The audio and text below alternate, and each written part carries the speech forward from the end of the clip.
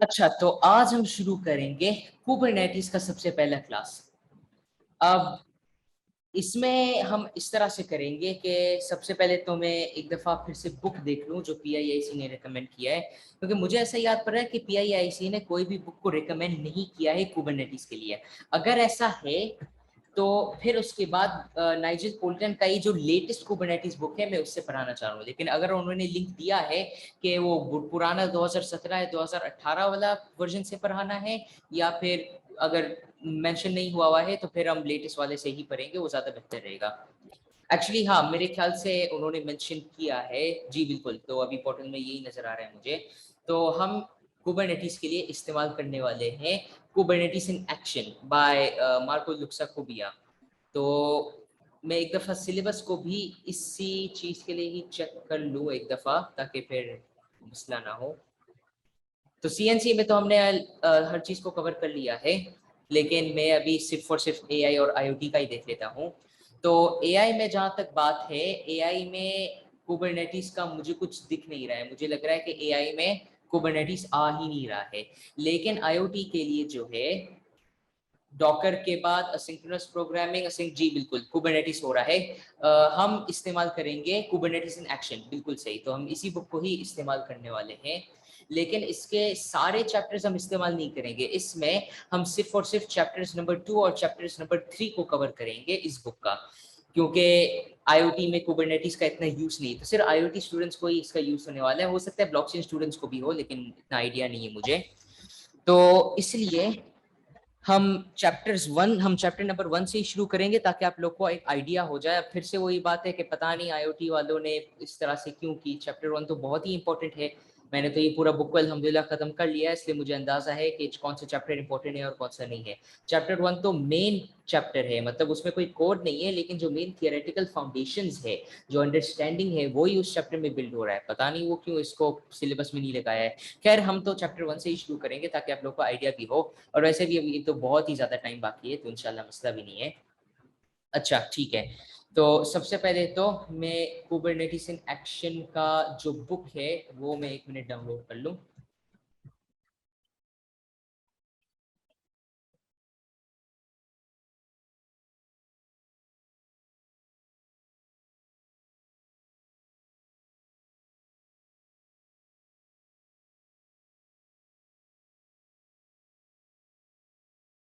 अच्छा, और जो कुबरनेटिस इन एक्शन का बुक है उसका एक्चुअली एक पार्ट 2 भी आ गया है, लेकिन पीआईआईसी का सिलेबस उस पार्ट 1 को इस्तेमाल कर रहा है, क्योंकि पार्ट 2 जो है वो अभी कुछ महीने पहले ही रिलीज हुआ है। तो इसलिए हम पहला वर्जन को ही इस्तेमाल करेंगे।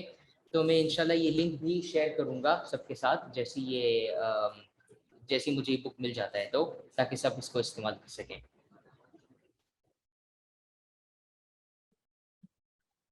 ठीक है, तो अब हम शुरू करते हैं। तो सबसे पहले तो हम एक नज़र चैप्टर्स को देख लेते हैं। जी बिल्कुल, मैं बुक को ज़रूर शेयर कर लूँगा। मैं इसको एक ड्राइव पे अपलोड करके इंशाल्लाह सबके साथ शेयर कर लूँगा। ठीक है, तो ये है हमारा बुक कुबरनेटिस इन एक्शन के नाम से। अब यहाँ एक रिसोर्सेज का लिस्ट दिया हुआ है कि हम किस क्या-क्या चीज़ें को कवर करेंगे। जैसे डॉकर में हमने इमेजेस को कवर की, कंटेनर्स को कवर की, हमने हैशेस को कवर की, हमने अलग-अलग कमांड्स को भी कवर की, docker inspect, docker container run, docker container pull, docker container push, कितने कमांड्स हमने देखे हैं।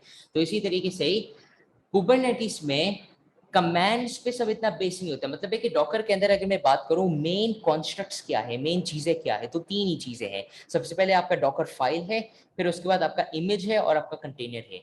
यही 3 मेन चीजें हैं डॉकर के अंदर। लेकिन कुबरनेटिस में कहीं ज्यादा चीजें हैं। Namespaces, pods, replica sets, replication controllers, jobs, cron jobs, daemon sets, stateful sets, deployments, services, endpoints, ingress, config maps, secrets, persistent volumes. एक बंदे ने पूछा था वॉल्यूम्स के बारे में, मैं वो उसी चीज के बारे में बात कर रहा हूँ। तो यहाँ वॉल्यूम्स को भी देख लेंगे, परसिस्टेंट वॉल्यूम क्लेम्स को भी देखेंगे, स्टोरेज क्लासेस को भी देखेंगे। बहुत सारी चीजें हैं कुबरनेटिस के अंदर। लेकिन अजीब बात यह है कि डॉकर के अंदर हमने समझो 15 से 20 कमांड्स को कवर किया है, लेकिन रिसोर्सेज सिर्फ 3 ही है। लेकिन कुबरनेटिस में रिसोर्सेज बहुत सारा है, लेकिन हर रिसोर्स का मुश्किल से 1 या 2 कमांड्स होंगे, मोस्टली एक ही है। तो इसलिए तकरीबन उतना ही हो गया, तकरीबन वही 15-20 कमेंट्स होंगे और वही सारे कॉन्स्ट्रक्ट्स को सिखाए जाएंगे। लेकिन फर्क क्या होगा कि डॉकर के जो कॉन्स्ट्रक्ट्स है, ईच कॉन्स्ट्रक्ट का फॉर एग्जांपल 5-6 कमांड्स है और कुछ जनरल कमांड्स भी मौजूद है। लेकिन कुबरनेटिस में जितने भी कमांड्स है वो रिसोर्स स्पेसिफिक है और ईच कमांड या ईच रिसोर्स का जो रिलेटेड फंक्शंस है वो एक या दो कमांड्स के अंदर ही एग्जीक्यूट हो सकते हैं। तो ये एक फायदा है कुबरनेटिस के साथ। तो इसलिए जो मैं सारे रिसोर्सेज मैंने लिस्ट किया और जो भी आपको दिख रहा है इसका इंडेक्स के अंदर, इससे डरना मत। एक्चुअली इतना मुश्किल नहीं है, सिर्फ समझने की बात है और समझने में ही तो बंदे को मजा आता है। क्योंकि अब जाहिर सी बात है कि आप लोग कर ही इसलिए रहे हो, मेरा होप तो यही है कि सिर्फ पैसे कमाने की वजह से नहीं कर रहे हो, ये सब आपका इंटरेस्ट भी इसके साथ डेवलप हो रहा है। क्योंकि इंटरेस्ट डेवलप नहीं होगा तो फिर तो कोई भी चीज़ किसी भी फायदे का नहीं होने वाला है। आप अपना जॉब ज्वाइन करोगे, एक हफ्ते बाद आप छोड़ दोगे, क्यों? क्योंकि आपको इंटरेस्ट नहीं है। तो इंशाल्लाह उम्मीद है कि सब इंटरेस्ट से पीआईआईसी को पढ़ रहे हैं, या जो भी वो चीज़ें आप पढ़ रहे हो पीआईआईसी के अंदर, कुबरनेटिस, डॉकर, वो सब आप इंटरेस्ट से पढ़ रहे हो, पैसे के लिए नहीं। इंशाल्लाह यही उम्मीद रखता हूँ। खैर, तो इसलिए जो भी अंदर चीज़ें हैं, मेन तो यही मजा आता है ना, अगर पढ़ना ही अच्छा लगता है, अगर ये चीज़ें को सीखना और इन सबको प्रैक्टिस करना ही अच्छा लगता है, तो फिर जाहिर सी बात है कि इन्हीं कॉन्सेप्ट्स को ही सीखने में बंदे को मजा आता है। और हाँ बिल्कुल, टेक्नोलॉजी फैसिनेट करता है कुछ लोगों को, वाकई में टेक्नोलॉजी बहुत ही ज़्यादा फैसिनेट करता है और ऐसा होना भी चाहिए। टेक्नोलॉजी जो है वो वाकई में एक स्टेपिंग स्टोन है दुनिया में आगे बढ़ने का। आजकल तो ये हाल है, लेकिन अगर ऐसा ना भी होता, अगर पूरी दुनिया टेक्नोलॉजी पे डिपेंडेंट ना भी होता, तो भी सिर्फ वही लोग ही इस फील्ड में आते हैं जो बहुत ही क्यूरियस है, जो इन्वेंटिव है, थोड़े मतलब इन्वेंटिव साइड पे ज़्यादा है। फॉर एग्जाम्पल अगर मैं 90s की बात करूँ, अब इतना पॉपुलर तो नहीं था प्रोग्रामिंग, असेंबली कोड और ये सब, तो इसलिए फिर जो भी लोग करते थे वो अपना प्योर इंटरेस्ट से करते थे। खैर, तो ये तो साइड ट्रैक हो गया। अब अभी हम कंटिन्यू करते हैं कुबरनेटिस की तरफ। तो हमारे पास टोटल इस बुक में 3 पार्ट्स है या 3 सेक्शंस है। जिस तरह हमारे पास डॉकर में भी था, हमारे पास हमने तकरीबन 8 चैप्टर्स को कवर किया है। तो पहले के जो 4 चैप्टर्स थे वो एक इंट्रोडक्शन की तरह का था, या मेन कॉन्सेप्ट समझाने के लिए था। और फिर उसके बाद जो बाकी के 8 चैप्टर्स है वो डीप डाइव है, और हमने उन 8 चैप्टर्स में से सिर्फ 4 ही किया है। तो 4+4 हमने टोटल 8 चैप्टर्स को कवर किया है डॉक्टर का बुक में, लेकिन अभी भी 4 रह गया है। और मैं बहुत ही ज्यादा रिकमेंड करूंगा कि आप जरूर उन चैप्टर्स को पढ़ो साथ साथ, ताकि आपको आइडिया हो जाए। चलो उस तरह का पेस में नहीं, लेकिन आप डेफिनेटली इसको पढ़ते रहा करो और ये 4 चैप्टर्स जो बाकी के हैं आप वो सीखो। तो कुबरनेटिस के अंदर अब जो एग्जाम के अंदर आने वाला है, जो सिलेबस के अंदर है, अब एआई में तो कुबरनेटिस है ही नहीं, आईओटी में मौजूद है, लेकिन सिर्फ और सिर्फ चैप्टर्स नंबर 2 और 3, मतलब एक यही वाला first steps with Docker and Kubernetes और पॉड्स रनिंग कंटेनर्स इन कुबरनेटिस, यही 2 चैप्टर्स आने वाले हैं। लेकिन हम क्या कोशिश करेंगे कि हम इन सारे चैप्टर्स को हम पढ़ लें। लेकिन हम किस तरह से इसको करेंगे? सबसे पहले तो हम चैप्टर 1 से शुरू करेंगे। अगर पीआईआईसी नहीं भी करा रहा है तो भी मैं समझता हूँ कि चैप्टर 1 बहुत ही इंपॉर्टेंट है। तो हम सबसे पहले आज इसको कवर करने की कोशिश करेंगे, फिर हम देखेंगे चैप्टर नंबर 2 और फिर हम देखेंगे चैप्टर नंबर 3। अब चैप्टर नंबर 3 के बाद अब एग्जाम के लिए तो तैयार हो गए। मुझे पता नहीं कि ब्लॉकचेन स्टूडेंट्स के लिए क्या है, उनके पास है या नहीं कुबरनेटिस या किस तरह का है, लेकिन आईओटी में तो सिर्फ चैप्टर्स 2 और 3 है। तो चैप्टर्स 1, 2, 3 को कवर करने के बाद जो है हम इंशाल्लाह डॉकर का बुक पे वापस जाएंगे, हम चैप्टर्स 9, 10, 11, 12 को कंप्लीट करेंगे, फिर हम इस पे वापस जाएंगे और बाकी के चैप्टर्स को कंप्लीट करेंगे बुक का। तो फिर इंशाल्लाह फिर तो ग्रुप का काम ही खत्म हो जाएगा। तो फिर इंशाल्लाह मैं आप सबको एक सेंट्रल ग्रुप के अंदर ऐड कर लूंगा, या इसी ग्रुप को ही रीनेम कर लूंगा, ताकि फिर उधर से ही मैं अपने सारे फ्यूचर क्लासेस का अनाउंसमेंट्स दे सकूं। जी बिल्कुल, मैं बुक का लिंक भेज दूंगा, कोई मसला नहीं है। ठीक है, तो अब हम शुरू करते हैं चैप्टर नंबर 1, इंट्रोड्यूसिंग कुबरनेटिस। तो इस चैप्टर में हम पढ़ेंगे कुबरनेटिस के बारे में, और ये है क्या, तो मतलब ये टेक्नोलॉजी क्या है, इसका पर्पस क्या है, हम इसके बारे में पढ़ेंगे। लेकिन उससे पहले मैं 1 मिनट पानी पी के आता हूँ, फिर उसके बाद हम फौरन शुरू कर लेते हैं।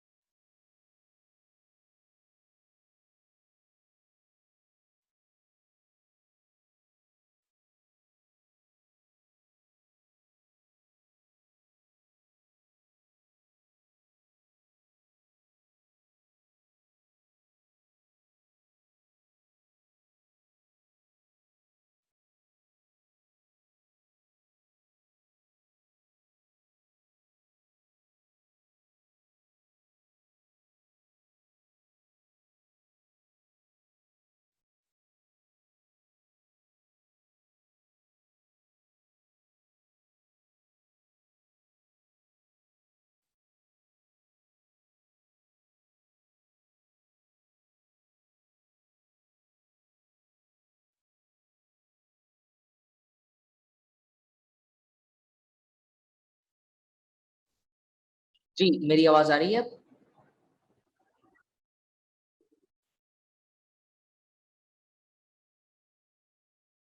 असल में वो मेरा माइक म्यूटेड था, मैंने नोटिस भी नहीं किया था। पानी तो मैं पी चुका हूँ। मैं बोल ये रहा था कि हम इस चैप्टर में क्या कवर करेंगे। सबसे पहले तो हम देखेंगे सॉफ्टवेयर डिप्लॉयमेंट और डेवलपमेंट के बारे में कि पिछले कुछ सालों में ये चेंज कैसे हुआ है, पिछले जो कुछ साल गुजरे हैं उसमें ये किस तरह से चेंज हुआ है। फिर हम देखेंगे कि एप्लीकेशंस जो है, एप्लीकेशंस को जब हम आइसोलेट करते हैं और एनवायरमेंटल डिफरेंसेस को जब हम देखते हैं वीएम्स वर्सेस कंटेनर्स में, तो किस तरह से फर्क होता है, जो एनवायरमेंटल डिफरेंसेस है वो किस तरह डिफरेंट होते हैं, ये सारी चीजें हम देखेंगे। फिर उसके बाद हम ये भी देखेंगे कि कंटेनर्स जो है डॉकर के अंदर वो कुबरनेटिस के साथ कैसे यूज होते हैं। फिर हम ये भी देखेंगे कि डेवलपर्स और सिस एडमिन्स मतलब सिस्टम एडमिनिस्ट्रेटर्स का जो जॉब्स है वो कुबरनेटिस उसको आसान कैसे करता है कंटेनर्स के साथ, ये भी हम इंशाल्लाह कवर कर लेते हैं। अब कुछ सालों पहले सॉफ्टवेयर एप्लीकेशंस मोनोलिथ्स थे। मोनोलिथ्स का मतलब है मोनोलिथिक आर्किटेक्चर के ऊपर चलते थे। मतलब है कि या तो एक प्रोसेस एक सर्वर के ऊपर था या फिर बहुत सारे प्रोसेसेस बहुत सारे सर्वर्स के ऊपर था। लेकिन मतलब वही है, एक सॉफ्टवेयर या एक प्रोसेस एक ही सर्वर के ऊपर चल सकता है। मतलब है कि एक सर्वर के ऊपर एक से ज्यादा प्रोसेस या एक से ज्यादा सॉफ्टवेयर नहीं चल सकता है। और ये आज भी बहुत ही ज्यादा कॉमन है। इस तरह के सिस्टम्स के जो रिलीज साइकिल्स है, मतलब ये जो न्यू वर्जन और सब है, वो काफी स्लो है, उनके अपडेट्स बहुत ही इनफ्रीक्वेंट है, क्योंकि मोनोलिथिक आर्किटेक्चर्स को मैनेज करना बहुत ही मुश्किल है। और हर रिलीज साइकिल का एंड पे, मतलब है कि हर रिलीज का एंड पे डेवलपर्स को पूरा सिस्टम को पैकेज अप करना होता था ऑप्स टीम को, और फिर ऑप्स टीम जो है वो उनको मॉनिटर करता था, डिप्लॉय करता था। सारे हार्डवेयर फेलियर्स भी जो थे वो ऑप्स टीम ही उसको देखता था, लेकिन कोई भी सॉफ्टवेयर फेलियर हो तो फिर डेव टीम को उसको देखना पड़ता था। अब दोनों टीम्स को पता नहीं है कि वो क्या कर रहा है और ये क्या कर रहा है, डेव टीम क्या कर रहा है वो ऑप्स को नहीं पता है, ऑप्स टीम क्या कर रहा है वो डेव को नहीं पता है। मतलब किसी को कुछ पता ही नहीं है कि हो क्या रहा है, एक दूसरा टीम के बारे में कुछ पता ही नहीं है। तो इस तरह के मोनोलिथिक एप्लीकेशंस और इस तरह का डेव और ऑप्स का जो सेपरेशन है वो आजकल ये जो सिस्टम है ये खत्म हो रहा है। अब लोग शिफ्ट हो रहे हैं डेवऑप्स की तरफ, डेवऑप्स और कंटेनर्स की तरफ, मतलब है कि माइक्रो सर्विस आर्किटेक्चर की तरफ। अब हमने माइक्रो सर्विस आर्किटेक्चर भी डिस्कस किया है डॉकर का बुक में, और डेवऑप्स भी हमने डिस्कस किया है, तो मैं फिलहाल इसकी बात नहीं करूंगा। और माइक्रो सर्विसेज जो है वही बात है कि बहुत सारे जो आपके इंडिविजुअल सर्विसेज है, वो आपके इंडिविजुअल सर्विसेज जो है वो एक ही सर्वर के ऊपर चलेंगे, इस तरह से चलेंगे कि जैसे कंटेनर्स के थ्रू चलते हैं। मतलब है कि बजाय वर्चुअल मशीन को इस्तेमाल करना एक सर्वर के ऊपर मल्टीपल एप्लीकेशन चलाने के लिए, बजाय यही चीज करना वर्चुअल मशीन के थ्रू, अब ये चीज होता है कंटेनर्स के थ्रू, ताकि आपका एप्लीकेशन मल्टीपल पार्ट्स में भी साथ साथ डिवाइडेड हो जाए, ताकि आप ईच पाथ को इंडिविजुअली देख भी सकते हो, स्केल भी कर सकते हो, डिलीट भी कर सकते हो। मतलब आप बहुत ही सही तरीके से, इजी तरीके से हर चीज को मैनेज कर सकते हो। तो डेवलपमेंट, डिप्लॉयमेंट और अपडेटिंग, स्केलेबिलिटी, ये सारी चीजें बहुत ही आसान है। लेकिन जितना बड़ा नंबर आता है डिप्लॉयबल कंपोनेंट्स का, उतना ही मुश्किल होता है हर चीज को कॉन्फ़िगर और मैनेज करने के लिए। मतलब है कि अगर मेरे पास मोनोलिथिक आर्किटेक्चर में समझो 25 पार्ट्स है, लेकिन वो सारे 25 पार्ट्स एक ही जगह में है ना, एक ही एप्लीकेशन के अंदर है ना, तो फिर भी किसी ना किसी तरह से मैनेज हो जाता था। लेकिन माइक्रो सर्विस आर्किटेक्चर में वही 25 पार्ट सेपरेट होंगे। मतलब है कि हर पार्ट अपना एक इंडिविजुअल एप्लीकेशन की तरह होगा, फिर उनको नेटवर्क करना, उनको मैनेज करना, ये सब करना, फिर उसमें भी एक मसला आ जाता है। लेकिन फिर जो मोनोलिथिक आर्किटेक्चर में सारे मसले थे स्पीड के साथ, जो सारा मसला था डेवलपमेंट के साथ, डिप्लॉयमेंट के साथ, स्केलेबिलिटी के साथ, वो सब तो खत्म हो गया। लेकिन अब ये भी एक तरीका आ गया है जो कुबरनेटिस उसका टेक केयर करता है, कि अगर आपके पास इतने सारे कंटेनर्स है तो भाई मैनेज कैसे करना है। अब डॉकर तो चलो कंटेनर्स को क्रिएट करने में अच्छा है और वो सब तो चलो सही है, लेकिन अब उसका जो मैनेजमेंट है, उसका जो ग्रुपिंग है, ये जो सारी चीजें हैं, ये कौन करेगा। नेम स्पेसेस और कंट्रोल ग्रुप जो हमने डिस्कस किया था वो भी एक हद तक ही चल सकते हैं, लेकिन अगर मैं बोलूं कि मुझे इन 3 कंटेनर्स पे कस्टम फंक्शंस करना है एट द सेम टाइम या स्पेसिफिक टाइम पे, फॉर एग्जांपल हर दिन सुबह हर दिन दोपहर 12 बजे में ये प्रोसेस को एग्जीक्यूट करो इन 4 कंटेनर्स के ऊपर, तो ये बहुत मुश्किल टास्क है। इनको आपको हर कंटेनर के अंदर इंडिविजुअली जाके उसको आपको स्क्रिप्ट लिखना पड़ेगा और आपको एग्जीक्यूट करना पड़ेगा। तो काफी मुश्किल काम है और इसको ही बोलते हैं मैनेजमेंट। आज के ज़माने में मैनेजमेंट जो है वो एक बहुत ही हाई लेवल की ज़रूरत है, क्योंकि जो बिजनेस रिक्वायरमेंट्स है वो इतनी जल्दी चेंज हो जाता है कि मतलब एक सेकंड 10 यूजर्स आ रहे हैं आपके वेबसाइट पे, दूसरा सेकंड 1000 लोग एकदम से आने लगे। तो आपको इतना ही जल्दी स्केल करना पड़ता है, इतना ही जल्दी आपको चेंज करना पड़ता है। तो इसलिए मैनेजमेंट बहुत ही इंपॉर्टेंट पार्ट है किसी भी डेवऑप्स एनवायरनमेंट का। तो इस वजह से हम कुबरनेटिस को इस्तेमाल करते हैं ऑटोमेशन के लिए, कॉन्फ़िगरेशन के लिए, सुपरविजन के लिए, फेलियर हैंडलिंग के लिए कुबरनेटिस काम आ जाएगा। तो ऑप्स जो टीम था वो दो चीजें करता था। एक तो ये करता था कि वो एप्लीकेशंस को लॉन्च करते थे और दूसरा ये करते थे कि वो मैनेज करते थे, मॉनिटर करते थे कि कोई मसला तो नहीं है। तो सबसे पहला जो चीज है कि वो एप्लीकेशन को डिप्लॉय करते थे, वो वाला काम अब ऑप्स का निकल गया है, डेव वाले लोग का हाथ में आ गया है या डेवऑप्स वाले लोग का हाथ में आ गया है। कैसे? क्योंकि अब हर कोई अपना एप्लीकेशन को डिप्लॉय कर सकता है डॉकर के थ्रू। तो इसलिए वो पार्ट जो है वो ऑटोमेट हो गया है काफी हद तक, मतलब एप्लीकेशन के थ्रू आसानी से हो सकती है। अब स्पेशल नॉलेज या कोई ऐसी चीज की जरूरत नहीं रही है। लेकिन अगर आप बात करो ऑपरेशन, जो एक और काम करता है वो एप्लीकेशंस को मॉनिटर करता है, देखता है कि इसमें कोई मसला तो नहीं है, या इसका जो शेड्यूलिंग है और वो सब कॉन्फ़िगरेशन है वो सबको मैनेज करता है। लेकिन अब वो भी करने की जरूरत नहीं है, क्योंकि अब कुबरनेटिस एक और टूल आ गया है जो अब इसको भी ऑटोमेट कर चुका है। तो इसलिए ऑप्स का जो रिक्वायरमेंट है वो गया ही है। अब ऑप्स का इंडिविजुअल, अब एक स्पेशल ऑप्स का टीम की जरूरत पड़ी ही नहीं है। अब डेवऑप्स ही चलता है और डेवऑप्स ही आगे चलेगा, और उसमें ही ज्यादा पैसे हैं और उसमें ही ज्यादा आईटी का फील्ड में तरक्की है। मतलब आगे जाके ऑप्स और डेव का जो एक सिस्टम था कि दोनों चीजें सेपरेट होते थे, वो खत्म हो जाएगा। अब लोग इसकी तरफ शिफ्ट हो रहे हैं, कंपनीज इसकी तरफ शिफ्ट हो रहे हैं। तो कुबरनेटिस इनेबल डेवलपर्स को इस चीज को एनेबल करता है कि वो अपने एप्लीकेशंस को डिप्लॉय करें और उनको मॉनिटर भी करें। डिप्लॉय इस सेंस में कि अगर आपका डॉकर कंटेनर्स मौजूद है वो एक्चुअली डिप्लॉयमेंट है, लेकिन अब अगर आपको उनको ग्रुप करना है, मैनेज करना है, तो ये सब भी एक तरह का डिप्लॉयमेंट ही है। मतलब ये आप इसको ग्रुप्स में डिप्लॉय करो। तो ये वाला काम भी और इसका मैनेजमेंट काम भी कुबरनेटिस उसको ही हर चीज को संभालता है। लेकिन कुबरनेटिस सिर्फ उसे डेवलपर्स को ही फायदा नहीं देता है, वो ऑप्स्ट्रीम को भी हेल्प करता है ऑटोमेशन करने के लिए। लेकिन अब ऑप्स्ट्रीम का काम ही इतना कम हो गया है कि अब कंपनीज ने ऑप्स्ट्रीम को रखना ही बंद कर दिया है। वो अब डेवऑप्स टीम्स रखते हैं जो डेवलपमेंट भी करे और ऑपरेशंस भी करे इन्हीं सॉफ्टवेयर्स के साथ, डॉकर, कुबरनेटिस और इन सारी चीजें के साथ, क्लाउड के साथ। डेवलपमेंट वो उन्हीं सारी लैंग्वेजेस में करे। फॉर एग्जांपल वेब डेवलपमेंट है, वही मर्न स्टैक को यूज करेगा, HTML, CSS, JavaScript, bootstrap, jQuery, जो भी यूज करना है वही यूज करेगा। लेकिन डिप्लॉयमेंट के लिए अब ऑप्स का टीम की जरूरत ही नहीं है, वही डेवलपर्स ऑप्स का भी रोल को प्ले कर लेते हैं। तो आजकल इस तरह से हो रहा है। तो कुबरनेटिस सिर्फ उसे डेवलपर्स को इसलिए हेल्प नहीं करते क्योंकि जिन कंपनीज ऑप्स टीम रखते हैं, अब गूगल जैसे कंपनीज को ऑप्स टीम फिर भी रखना पड़ता है क्योंकि वो इतना बड़ा कंपनी है कि उनको जरूरत पड़ता ही है। तो इसलिए उनको भी हेल्प काफी हद तक होता है क्योंकि उनका काम इतना ज्यादा है कि अगर इस तरह के टूल्स होते ही नहीं कुबरनेटिस और डॉकर, फिर तो ये मतलब अगर 1000 लोग भी ये काम कर रहे होते तो भी काफी नहीं होता। हर बंदे को 15-15 घंटे काम करना पड़ता हर दिन, क्योंकि काम ही इतना ज्यादा है। तो इसलिए कुबरनेटिस और डॉकर की वजह से अब ये बहुत ही कम हो गया और बहुत ही ज्यादा मैनेजेबल हो गया है। तो इसलिए कंपनीज को भी बहुत ही ज्यादा फायदा है। तो फोकस सिस्टम, अब सिस्टम एडमिनिस्ट्रेशन की बात करो तो वही सारा मैनेजिंग और कॉन्फ़िगरेशन है, तो उनको भी आसानी हो गई है इंफ्रास्ट्रक्चर मैनेजिंग के लिए, क्योंकि कुबरनेटिस इटसेल्फ एप्स का टेक केयर करता है और इंफ्रास्ट्रक्चर का टेक केयर करता है। और इंफ्रास्ट्रक्चर के जो कुछ कॉम्प्लेक्स टास्क है वो कुछ दूसरे टूल से ऑटोमेट हो सकते हैं, जैसे कि टेराफॉर्म अगर आपने कभी सुना हो, या एंसिबल। तो ये सारे टूल्स भी अगर आप कंबाइन करो कुबरनेटिस और डॉकर के साथ तो बहुत ही अच्छा होगा। तो कुबरनेटिस क्या है? कुबरनेटिस एक ग्रीक वर्ड है। कुबरनेटिस का जो नाम है, अब काफी अजीब नाम है कुबरनेटिस, ये आया कहाँ से? ये ग्रीक वर्ड है और उसका मतलब है पायलट या हेल्म्समैन। मतलब है कि जो बंदा आप एक शिप का स्टीयरिंग व्हील को होल्ड करता है, या कोई भी पायलट हो किसी चीज का, तो उसको हम ग्रीक में बोलते हैं कुबरनेटिस। तो कुबरनेटिस का जो प्रोनाउंसिएशन है वो अलग अलग है। कुछ लोग इसको इस तरह से बोलते हैं कुबरनेटिस। अब वो ये मोस्टली एक ब्रिटिश या थोड़ा स्कैंडिनेवियन प्रोनाउंसिएशन है।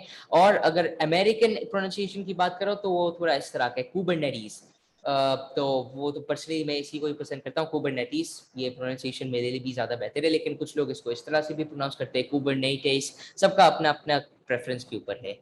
तो कुबरनेटिस जो है वो हार्डवेयर इंफ्रास्ट्रक्चर से एब्स्ट्रैक्टेड है, मतलब एक वर्चुअलाइजेशन यूज करता है और अपना पूरा डाटा सेंटर को एक इनॉर्मस कंप्यूटेशनल रिसोर्स की तरह एक्सपोज करता है। बिल्कुल वही बात है, अगर आपके पास 25 कंटेनर्स है तो यूजर को पता नहीं है कि आपके पास 25 कंटेनर्स है, वो तो यही समझ रहा है कि आपके पास एक बड़ा एप्लीकेशन है या एक बड़ा कंटेनर है। तो ये बिल्कुल वही बात है, और ये आपको अलाउ करता है सॉफ्टवेयर कंपोनेंट्स को डिप्लॉय और रन करने के लिए, और आपको ये देखना ही नहीं पड़ेगा कि सर्वर्स जो अंदर इस्तेमाल हो रहे हैं, जो नीचे इस्तेमाल हो रहे हैं, वो किस तरह से हो रहे हैं, क्योंकि उसका जो सारा मैनेजमेंट है, उसका जो सारा ऑपरेशन है, वो ही ऑटोमेट हो गया इन सॉफ्टवेयर से, तो उसका मसला ही खत्म हो गया है। और इसीलिए जब मल्टी कंपोनेंट एप्लीकेशन, मतलब एक माइक्रो सर्विस एप्लीकेशन को जब डिप्लॉय करते हैं कुबरनेटिस के थ्रू, तो ऑटोमेटिकली एक सर्वर को भी सिलेक्ट करता है आपके लिए, वो डिप्लॉय भी करता है, मैनेज भी करता है, कम्युनिकेशन भी एनेबल करता है, और भी बहुत सारी चीजें करता है। तो इसलिए कुबरनेटिस डाटा सेंटर्स के लिए बहुत ही अच्छा है। लेकिन उसका जो मेन अच्छाई है, जहां वो वाकई में बहुत ही अच्छी चीज माना जाता है, वो उस जगह में है जहां दुनिया के लार्जेस्ट डाटा सेंटर्स है उधर, क्योंकि कुबरनेटिस इतना पावरफुल टूल है कि वो 2 कंटेनर्स को भी एक साथ मैनेज कर सकता है, 200 कंटेनर्स को भी एक साथ मैनेज करता है, 2 लाख कंटेनर्स को भी एक साथ मैनेज करता है। एक्सट्रीमली पावरफुल टूल है, मतलब है कि उसका कोई लिमिट्स ही नहीं है। इसलिए गूगल जैसे कंपनीज ही इसको इस्तेमाल कर रहे हैं, और जहां तक मुझे पता है गूगल ने ही कुबरनेटिस को इन्वेंट किया है। तो इसलिए इसी वजह से ये थोड़ा मतलब काफी इंटरेस्टिंग बात है कि गूगल ने जब कुबरनेटिस को बनाया तो उन्होंने अपने हिसाब से भी इसको इन्वेंट किया है। ये छोटे कंपनीज या मीडियम साइज कंपनीज को तो फायदा होगा ही होगा, लेकिन बड़े कंपनीज, खुद गूगल जैसे कंपनीज भी इससे फायदा बहुत उठा सकते हैं। AWS जैसे कंपनीज भी इससे फायदा उठा सकते हैं। अब बहुत सारे कंपनीज, बड़े से बड़े कंपनीज कुबरनेटिस का मॉडल को एक्सेप्ट कर रहे हैं as the best way to run applications, और इसलिए वो एक स्टैंडर्ड बनता जा रहा है स्लोली स्लोली डिस्ट्रीब्यूटेड एप्लीकेशंस के लिए, मतलब है कि माइक्रो सर्विस एप्लीकेशंस के लिए। तो अब हमने नीड को तो काफी हद तक देख लिया है कि कुबरनेटिस का नीड क्या है, लेकिन अब हम एक छोटा सा डिटेल में ये भी देख लेते हैं कि development and deployment of applications पिछले कुछ साल में चेंज कैसे हुए हैं। अब मोनोलिथिक एप्लीकेशंस जो ओएस के ऊपर चलते थे, ये सब मैं इसे रिवीजन कर रहा हूँ, इसको मैं डीपली नहीं करूंगा जिस तरह मैंने पहले पैराग्राफ को पढ़ा था। अब मोनोलिथिक एप्लीकेशन तो वही होता है जिसके अंदर आपके पास एक ओएस होता है, या जो वर्चुअल मशीन की तरीके से चलते हैं या एक सिंगल सर्वर के ऊपर चलते हैं। एक पार्ट को चेंज करने के लिए पूरा एप्लीकेशन को नीचे ले आना पड़ता था, पूरा चीज को रिकम्पाइल करना पड़ता था, पूरा चीज को रीअपलोड करना पड़ता था। कोई भी अगर आपको कॉपी बनाना है तो फिर आपको उस पूरा एप्लीकेशन को कॉपी बनाना था, एक पार्ट का कॉपी नहीं बना सकते हो। तो बहुत सारे इस तरह के मसले थे, इंटरडिपेंडेंसीज के मसले थे, रिसोर्सेज के मसले थे, टाइम का मसला था, वो सब था। तो इसलिए मोनोलिथिक एप्लीकेशन जो है उनको एक small number of powerful servers चाहिए होता था एक एप्लीकेशन को रन करने के लिए। तो एक मोनोलिथिक एप्लीकेशन को कभी कभी बहुत सारे मल्टीपल सर्वर्स को चाहिए होता था एक एप्लीकेशन को चलाने के लिए। तो इसलिए क्योंकि इंक्रीजिंग लोड जो पड़ता था मोनोलिथिक सिस्टम का, उसके लिए आपको सर्वर को वर्टिकली स्केल करना पड़ता था। वर्टिकली स्केल का मतलब क्या है कि आप सीपीयू और भी सीपीयूज को ऐड करो, और भी मेमोरी को ऐड करो, और भी सर्वर कंपोनेंट्स को ऐड करो। और हॉरिजॉन्टल स्केलिंग को क्या बोलते हैं, जब हम और भी सर्वर्स बना देते हैं और हम उन दूसरे सर्वर्स पे इसी एप्लीकेशन का रेप्लिकास चलाते हैं या कॉपीज चलाते हैं, तो उसको हम बोलते हैं हॉरिजॉन्टल स्केलिंग। और वर्टिकल स्केलिंग होता है एक ही सर्वर पे सीपीयू का पावर और रैम का पावर को बढ़ाना। तो ये फर्क है। अब स्केलिंग अप का जो पूरा चीज का जो कॉन्सेप्ट है, उसमें यूजुअली कोई चेंज नहीं करना पड़ता था ऐप को, लेकिन काफी एक्सपेंसिव होता था, जाहिर सी बात है, क्योंकि हर सिस्टम का एक अपना अपर लिमिट पड़ता ही था। लेकिन स्केलिंग आउट मतलब है कि हॉरिजॉन्टल स्केलिंग काफी चीप था, लेकिन बिग चेंजेस को कभी कभी पढ़ना पड़ता था एप्लीकेशन कोड को, क्योंकि अगर मल्टीपल सर्वर साथ साथ नेटवर्किंग कर रहे हैं तो कौन सा कोड, कौन सा एप्लीकेशन किस को कॉन्टैक्ट करेगा, तो ये सारी चीजें को देखने के लिए आपको एक्स्ट्रा कोड भी बहुत दफा लिखना पड़ता था। तो इसमें ये एक मसला है हॉरिजॉन्टल स्केलिंग के अंदर। तो मोनोलिथिक एप्लीकेशन क्योंकि स्केलेबल है ही नहीं, क्योंकि अगर कोई मोनोलिथिक एप्लीकेशन ऐसा है जो स्केलेबल है ही नहीं, तो फिर आपको किसी ना किसी तरीके से उसको स्प्लिट करना पड़ता था, कोई और काम करना पड़ता था, वरना वो आपका एप्लीकेशन चल ही नहीं सकता है। तो एक बहुत ही बड़ा मसला था। लेकिन माइक्रो सर्विसेज जब आए तो वो उसमें एक ऐसा ऑप्शन आया कि आप अपना मोनोलिथिक आर्किटेक्चर को अब स्प्लिट कर सकते हो। और इसका एक एग्जांपल ये है, अगर आपके पास एक सर्वर है जिस पे आपके पास एक एप्लीकेशन है या बहुत सारे एप्लीकेशंस हैं जो फॉर एग्जांपल वर्चुअल मशीन्स के थ्रू चल रहे हैं आपका एक ही सर्वर के ऊपर, तो जाहिर सी बात है कि ऑपरेशंस की वजह से ऑपरेशन से मेरा मतलब कि वही ओएस ऑपरेशंस और जो एक्स्ट्रा मेमोरी आपसे लिया जा रहा है इन्हीं ओएस रिलेटेड ऑपरेशंस की वजह से, तो ये बहुत ही ज़्यादा मेमोरी को वेस्ट करता था। और ओवरऑल जो एप्लीकेशन था वो भी क्योंकि एक ही जगह के अंदर था, एक ही सर्वर के अंदर था, एक ही एक तरह से एक ही बॉक्स में ही बंद हुआ था एक पूरा एप्लीकेशन, तो इसलिए मसले थे उसको एडिट करना या उसको कोई भी चीज को छेड़ना काफी मुश्किल हो जाता था, क्योंकि एक जगह पे गलती हो गई पूरा एप्लीकेशन ही गया। लेकिन माइक्रो सर्विस एप्लीकेशन जब आया तो वो इस तरह का है, ये एक एग्जांपल है कि आपके पास बजाय एक सर्वर होने का आपके पास दो है। और जो आपका पहले इस तरह से था कि आपका एक सर्वर में आपके पूरे एप्लीकेशन के जितने भी पार्ट्स थे, समझो आपका पूरा एप्लीकेशन में 4 पार्ट्स है, वो चारों के चारों पार्ट्स आपका एक ही सर्वर के अंदर था। लेकिन माइक्रो सर्विस एप्लीकेशन में आप दो सर्विस को इस्तेमाल करोगे, एक में दो एप्लीकेशन प्रोसेसेस होंगे, दूसरे में दो एप्लीकेशन प्रोसेसेस होंगे, और सब आपस में नेटवर्क हुए हुए होंगे, तो आपका वही काम इस तरह से हो जाता है। तो ये बहुत ही अच्छी बात है। और अब अगर हम देखते हैं माइक्रो सर्विस कम्युनिकेशन के बारे में, अब जाहिर सी बात है कि मोनोलिथिक आर्किटेक्चर के अंदर तो कम्युनिकेशन का कोई ऐसा मसला नहीं पड़ता था, क्योंकि एक ही सर्वर था, इंटरनल कम्युनिकेशन ही करना पड़ता था। और अगर आप लोग मेरी कंप्यूटर साइंस क्लासेस को देख रहे हो जो मैं यूट्यूब पे आजकल अपलोड कर रहा हूँ, चाहे आप ग्रुप में ऐड हुए हो या आप ऐसे ही देख रहे हो, तो हमने डिस्कस किया था फुल डुप्लेक्स और half duplex, simplex, half duplex और फुल डुप्लेक्स ट्रांसमिशन के ऊपर हमने डिस्कस किया था। मतलब है कि आप डाटा को किस तरह से ट्रांसमिट कर सकते हो। आप वन बाय वन उसको ट्रांसमिट करो एक ही डायरेक्शन में, आप वन बाय वन उसको ट्रांसमिट करो दो डायरेक्शंस में, या बहुत सारे बिट्स ऑफ डाटा को एक साथ ट्रांसमिट करो दोनों डायरेक्शंस में, तो वो सबसे फास्टेस्ट मेथड है और उसको हम बोलते हैं फुल डुप्लेक्स मेथड। तो अगर माइक्रो मोनोलिथिक आर्किटेक्चर की बात करो तो उसमें तो इस तरह का जो फुल डुप्लेक्स ट्रांसमिशन होता है वो चल सकता है, क्योंकि इतना छोटा डिस्टेंस है कि डाटा का कोई चांस नहीं है कि वो करप्ट हो जाए या वो मिक्सअप हो जाए, क्योंकि इतने फास्ट स्पीड पे अक्सर ऐसा होता है कि डाटा जो है वो करप्ट हो जाता है या लॉस्ट हो जाता है, तो वो भी उसका चांसेस भी काफी कम हो जाता है। लेकिन माइक्रो सर्विस की क्योंकि ये मल्टीपल सर्विस के थ्रू कम्युनिकेशन हो रहा है, मल्टीपल कंटेनर्स या पार्ट्स के थ्रू हो रहा है, इसलिए आपको कुछ सिंक्रोनस प्रोटोकॉल्स को इस्तेमाल करना पड़ता था, आप असिंक्रोनस प्रोटोकॉल्स को इस्तेमाल नहीं कर सकते थे। मतलब है कि आपको सिंप्लेक्स या हाफ डुप्लेक्स जैसे ही चीजें को इस्तेमाल करना पड़ता था, फुल डुप्लेक्स चल ही नहीं सकता, क्योंकि इतना लॉन्ग डिस्टेंसेस है कि डाटा भी करप्ट हो जाएगा, और क्योंकि आपको फास्ट स्पीड चाहिए ही चाहिए, इसलिए आप असिंक्रोनस ट्रांसमिशन भी नहीं कर सकते हो। अगर आपको इसका मतलब नहीं समझ आ रहा है जो भी मैं बोल रहा हूँ, मतलब है कि आप मेरा कंप्यूटर साइंस क्लासेस को नहीं देख रहे हो, सबसे पहले तो आप मेरे क्लासेस को देखो, नंबर 1। लेकिन नंबर 2, कोई फिक्र की बात नहीं है, ये मैं ऐसे ही बता रहा हूँ जिन लोगों ने देखा है, थोड़ा बेटर अंडरस्टैंडिंग के लिए। तो माइक्रो सर्विस आर्किटेक्चर जब कम्युनिकेट करते हैं आपस में, जो उनके पार्ट्स होते हैं वो HTTP प्रोटोकॉल्स, रेस्ट प्रोटोकॉल्स जिसको रेस्टफुल एपीआईज बोलते हैं, या रिप्रेजेंटेशनल स्टेट ट्रांसफर एपीआईज बोलते हैं, या फिर असिंक्रोनस प्रोटोकॉल्स होता है AMQP की तरह के, जैसे एडवांस मैसेज क्यूइंग प्रोटोकॉल जो है, ये क्यूइंग प्रोटोकॉल मतलब है कि वो डाटा को एक क्यू में रखता है, एक लाइन में रखता है और एक के बाद एक भेजता रहता है, जब भी तो ये असिंक्रोनस प्रोटोकॉल हुआ। फिर से वही बात है, अगर आपने मेरा कंप्यूटर साइंस का क्लासेस देखे तो आपको अच्छी तरह से समझ में आ रहा होगा कि मेरा मतलब क्या है, नहीं भी देखा है तो भी कोई बात नहीं, लेकिन आप देख सकते हो कि ये मतलब कहाँ कहाँ काम आता है, क्योंकि बहुत सारे लोग ने पूछा था कि इस क्लास आप कंडक्ट ही क्यों कर रहे हो, सबको आता है ना, इसका क्या फायदा है ये बाइनरी हेक्साडेसिमल सीखने का, हम तो प्रोग्रामिंग सीखना चाहते हैं। ये फायदा है, आपको पता चलता है कि ये सारे प्रोटोकॉल्स का, ये सारी चीजें का क्या यूज है और ये किस तरह अंदर काम करते हैं, और कुछ जगह में ये बहुत ही ज्यादा मदद करता है और अंडरस्टैंडिंग के लिए भी ओवरऑल ये बहुत ही अच्छा टूल है। खैर, तो ये प्रोटोकॉल जो है ये काफी सिंपल है और काफी अच्छी तरह अंडरस्टूड हुआ है डेवलपर्स के थ्रू, और इसीलिए ये एक स्पेसिफिक प्रोग्रामिंग लैंग्वेज से टाइड नहीं हुआ है। और हर माइक्रो सर्विस जो है वो एक लैंग्वेज में लिखा गया है जो अप्रोप्रिएट है उस स्पेसिफिक माइक्रो सर्विस का। मतलब है कि अगर आप एक नोड जेएस एप्लीकेशन चला रहे हो तो आपको माइक्रो सर्विस भी नोड जेएस में ही लिखा हुआ होगा, अगर आप एक फ्लास्क एप्लीकेशन चला रहे हो तो आपका जो माइक्रो सर्विस है वो भी फ्लास्क में ही लिखा हुआ होगा, इस तरह से।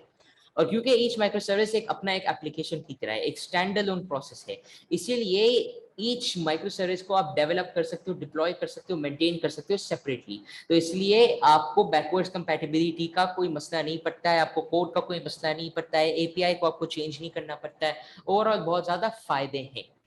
अब अगर हम बात करते हैं माइक्रो सर्विस स्केलिंग का, अब हमने वर्टिकल और हॉरिजॉन्टल स्केलिंग के बारे में तो पढ़ लिया है। अब मोनोलिथिक सिस्टम्स में तो क्या होता था कि जब आपको पूरा एप्लीकेशन को एक साथ स्केल करना पड़ता था, माइक्रो सर्विस आर्किटेक्चर में आप पर सर्विस के हिसाब से करते हो। मतलब है कि अगर मेरा एप्लीकेशन के अंदर 4 सर्विसेज है और मैं बोलूं कि मुझे सर्वर नंबर प्रोसेस नंबर 3 को, या अगर मेरे पास एक एप्लीकेशन है उसमें मेरे पास 4 प्रोसेसेस हैं और अगर मेरा एक मोनोलिथिक आर्किटेक्चर है जिसमें वही एप्लीकेशन मौजूद है, मतलब है कि मेरे चारों प्रोसेसेस एक ही सर्वर के अंदर है, तो फिर तो पूरा सर्वर को हॉरिजॉन्टली या वर्टिकली स्केल करना पड़ता था उस एप्लीकेशन को स्केल करने के लिए, मतलब है कि सारे प्रोसेसेस एक साथ ही स्केल हो जाते थे। लेकिन माइक्रो सर्विस आर्किटेक्चर के अंदर ईच एप्लीकेशन का जो पार्ट है वो इंडिविजुअली स्केल हो जाता था, ईच प्रोसेस इंडिविजुअली स्केल होता है। और इसका एक एग्जांपल भी है इधर, और आप वर्टिकली और हॉरिजॉन्टली दोनों तरफ से भी कर सकते हो। इसका एक एग्जांपल ये है कि मेरे पास इस एप्लीकेशन में टोटल 4 कंपोनेंट्स है, 4 प्रोसेसेस हैं। एक ये हेक्सागोन आप देख सकते हो ब्लू कलर का, और फिर उसके बाद ये ग्रीन ट्राइंगल है, ये ऑरेंज सर्कल है, और आपके पास ये पर्पल डायमंड है। तो समझो कि ये 4 प्रोसेसेस हैं। और अगर आपके पास 4 सर्विसेज हैं तो ये एक अच्छा तरीका है इसको डिवाइड करने का, और आप देख भी सकते हो कि ये कैसे हो रहा है। हम ईच प्रोसेस को इंडिविजुअली स्केल कर रहे हैं। हम प्रोसेस नंबर 1 को जैसे समझो कि प्रोसेस नंबर 1 जो है वो यही ब्लू वाला है, तो हम ब्लू वाले का एक कॉपी को सर्वर 1 में भी रख रहे हैं, सर्वर 2 में भी रख रहे हैं, सर्वर 3 को भी रख रहे हैं, लेकिन सर्वर 4 में नहीं रख रहे, तो टोटल 3 कॉपीज है। ग्रीन वाले का जो हम कॉपीज रख रहे हैं वो हम सर्वर 2, सर्वर 3 और सर्वर 4 में हम 2 रख रहे हैं, तो टोटल हमारे पास इसमें 4 कॉपीज है। अगर ये पर्पल डायमंड के बारे में बात करो तो सर्वर 1 में आपकी 2 कॉपीज है, सर्वर 2 में कुछ नहीं, सर्वर 3 में 1 कॉपी और सर्वर 4 में कुछ नहीं, तो टोटल 3 कॉपीज है। और जो आपका ऑरेंज वाला है उसका एक ही कॉपी मौजूद है सर्वर 2 के अंदर, बाकी सारे सर्वर्स में नहीं मौजूद है। तो आप इस तरह से हर प्रोसेस को इंडिविजुअली स्केल कर सकते हो, इंडिविजुअल आप उनके रेप्लिकेशंस बना सकते हो, इंडिविजुअली आप उनके कॉपीज बना सकते हो। तो कॉपीज का एक और भी वर्ड है इंस्टेंसेस। इंस्टेंसेस का वही मतलब है, मतलब एक वर्जन्स या कॉपीज या इंस्टेंसेस, एक ही मतलब है इन सारे वर्ड्स का। अब अगर हम बात करते हैं माइक्रो सर्विस डिप्लॉयमेंट का, अच्छा ये मेरे ख्याल से इसके अंदर, हाँ ठीक है। तो इधर अगर हम बात करते हैं डिप्लॉइंग माइक्रो सर्विसेज के बारे में, अब माइक्रो सर्विसेज जो है उनमें ड्रॉबैक्स भी काफी होते हैं। अब अगर आपका सिस्टम जो है उसमें एक ही बहुत ही छोटा नंबर ऑफ डिप्लॉयबल कंपोनेंट्स होते हैं, मतलब एक 4-5 कंटेनर्स होते हैं, तो फिर तो मैनेज करना बहुत ही आसान है। लेकिन जब वो नंबर इंक्रीज हो जाता है तो फिर डिप्लॉयमेंट और मैनेजमेंट बहुत ही मुश्किल हो जाता है। और माइक्रो सर्विसेज जो है वो इंटरडिपेंडेंट है, वो एक टीम की तरह काम करते हैं, तो इसलिए उनको कोई ना कोई ऐसा तरीका चाहिए कि वो इफेक्टिवली अपने आप से बात कर सके, मैनेज कर सके, और ये मतलब हर चीज कर सके, ताकि वो प्रॉपर्ली एक टीम की तरह अपने आप को मैनेज कर सके। तो जब आप एक टीम को जब आप माइक्रो सर्विसेज को डिप्लॉय करते हो तो किसी चीज को या किसी को उसको कॉन्फ़िगर करना पड़ता था, माइक्रो सर्विसेज को कॉन्फ़िगर करना पड़ता था ताकि वो as a single system work करे। क्योंकि माइक्रो सर्विसेज का सिर्फ यही मतलब है कि आप एप्लीकेशन के इंडिविजुअल कंपोनेंट्स को सेपरेट करें। उसका ये मतलब नहीं है कि आपके एकदम से 25 एप्लीकेशंस बन गए, ऐसा नहीं है, वो सब मर्ज होके एक ही एप्लीकेशन है। तो अब अगर हम बात करते हैं, ये हमने देख लिया माइक्रो सर्विसेज के बारे में कि किस तरह उनको टीम में काम करना पड़ता है, और इसी वजह से ही हम कुबरनेटिस को इस्तेमाल करते हैं। और कुछ ऐसी चीजें हैं डिबगिंग, स्ट्रेस एग्जीक्यूशन कॉल्स और ये सारी चीजें, क्योंकि अगर आपके बहुत सारे कंटेनर्स हैं तो ये मुश्किल हो जाता है। इसलिए कुछ ऐसे सिस्टम्स हैं जैसे कि जिपकिन जो इन चीजों को बहुत ही अच्छी तरह से मैनेज कर देता है। तो हम आज का क्लास को जो है हम आई थिंक पढ़ेंगे या तो 1.1.2 तक पढ़ेंगे हम आज, क्योंकि अब काफी टाइम है हमारे पास, तो हम इसको थोड़ा स्लोली लेके चलेंगे ताकि आप ग्रास्प कर सको। और डॉकर का क्लास के साथ क्या हुआ था और लिनक्स का क्लास के साथ भी, कि पहला क्लास के बाद बहुत सारे लोग बहुत सारे सवाल पूछ रहे थे, तो मैं उनका जवाब आज सबसे पहले तो देना चाह रहा हूँ, मतलब मेन थियोरेटिकल कॉन्सेप्ट्स का। इसलिए हम आज इतना आगे जाने की कोशिश नहीं करेंगे, हम स्लोली चलेंगे, टाइम भी है हमारे पास, तो बेहतर यही है कि हम हर चीज को बेहतरीन तरीके से समझे, ताकि सबके बजाय 80 या 70% मार्क्स आने का सबके 100% आ जाए, तो यही ज्यादा बेहतर है। खैर, तो डिप्लॉइंग माइक्रो सर्विसेज, अब माइक्रो सर्विसेज, अब जाहिर सी बात है हर चीज का, पूरी दुनिया का हर चीज के अंदर अपने अपने ड्रॉबैक्स मौजूद है।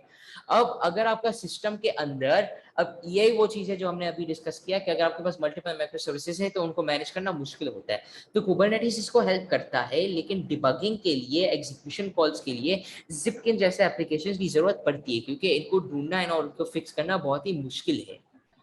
अब कंपोनेंट्स जो माइक्रो सर्विस आर्किटेक्चर के अंदर होता है, आपके इंडिविजुअल प्रोसेसेस जो होते हैं वो इंडिपेंडेंटली तो डिप्लॉयड होते ही हैं, लेकिन उनका डेवलपमेंट भी इंडिपेंडेंट है।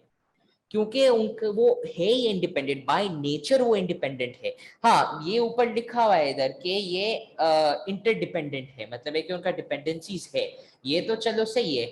लेकिन अगर इंटरडिपेंडेंट है तो हम कैसे बोल सकते हैं कि ये इंडिपेंडेंट है? ये क्या बात है?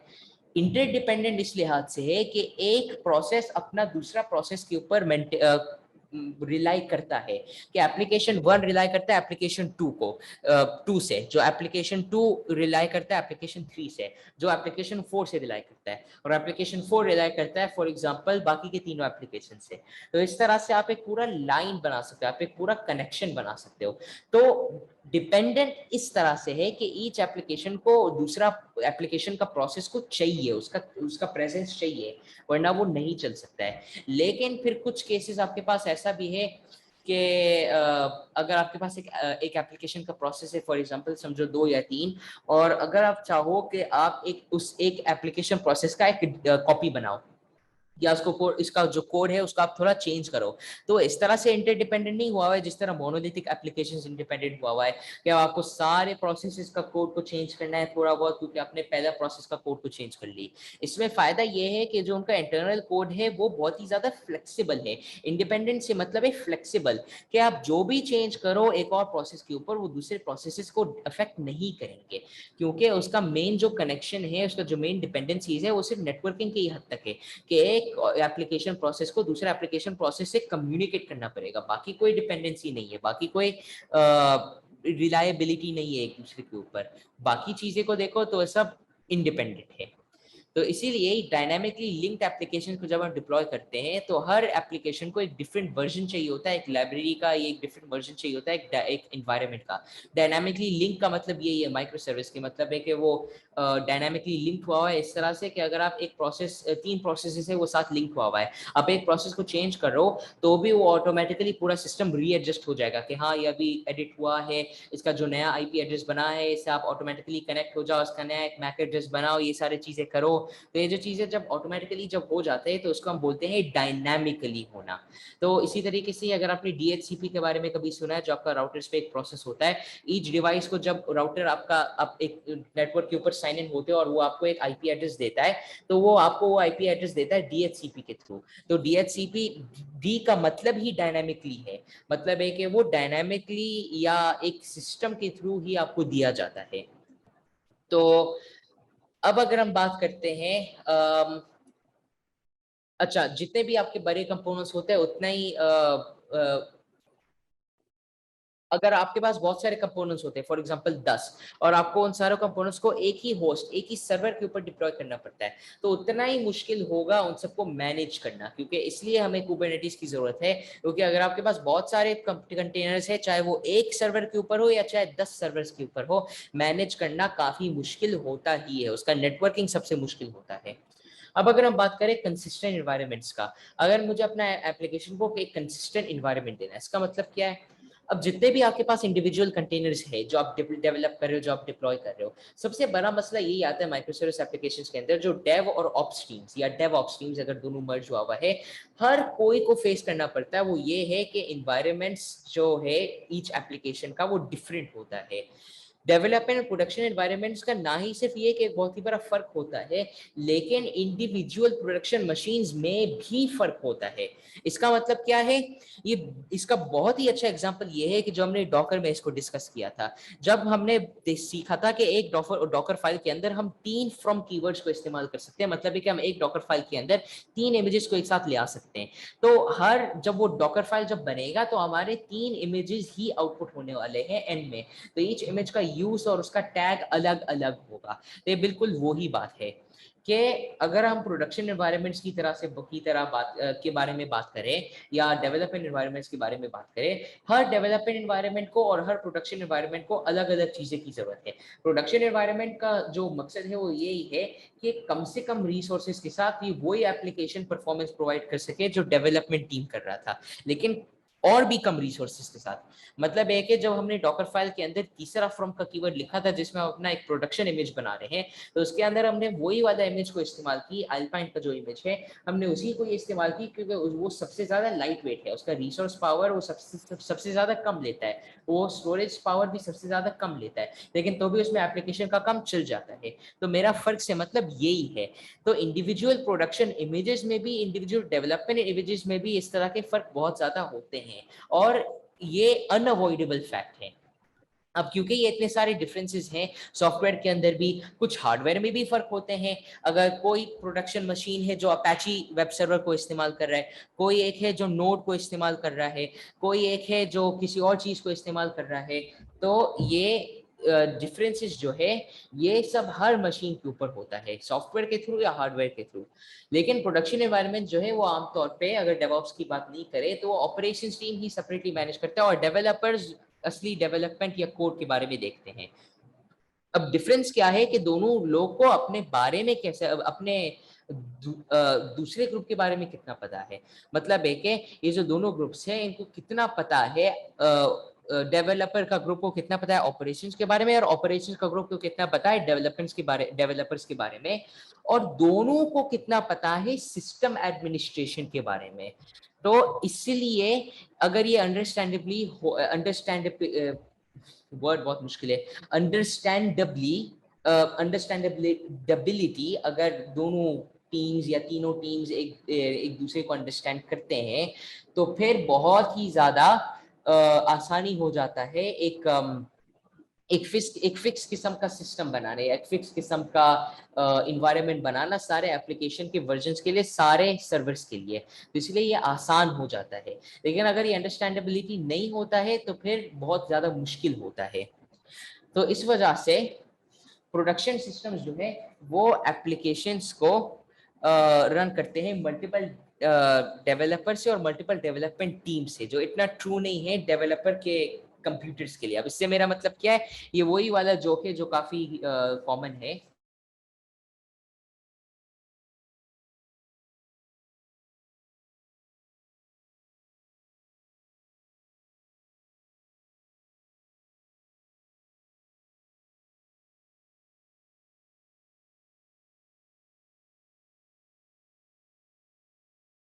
जी हेलो, मेरी आवाज आ रही है?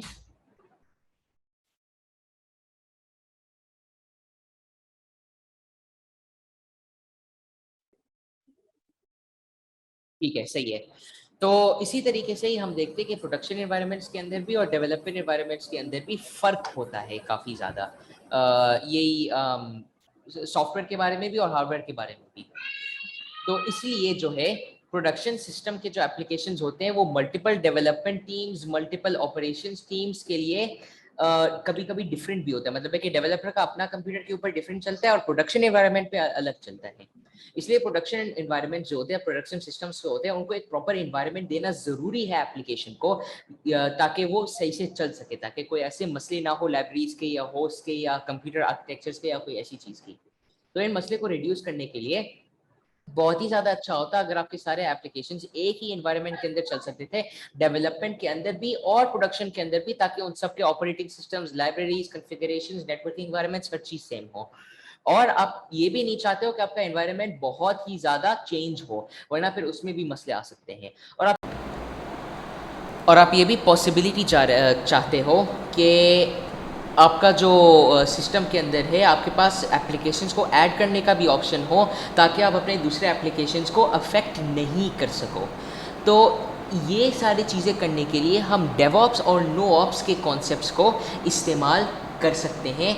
डॉकर और कुबरनेटीज इन सिस्टम्स को इस्तेमाल करने में हेल्प भी कर सकते हैं, लेकिन इसको हम इंशाल्लाह डिस्कस करेंगे नेक्स्ट क्लास में। तो इस क्लास में मेनली हमने एक रिवीजन भी किया है और एक थोड़ा डीपर अंडरस्टैंडिंग भी देखा है कि डॉकर और कुबरनेटीज किस तरह हैंड इन हैंड काम कर सकते हैं, माइक्रो सर्विस और मोनोलिथिक आर्किटेक्चर्स भी किस तरह से आपस में काम कर सकते हैं, और हमने ये भी देखा है कि माइक्रो सर्विस आर्किटेक्चर्स के अंदर भी किस तरह से मसले होते हैं, किस तरह के डिफ़िकल्टीज़ आते हैं। तो हमने ये भी देख लिया है।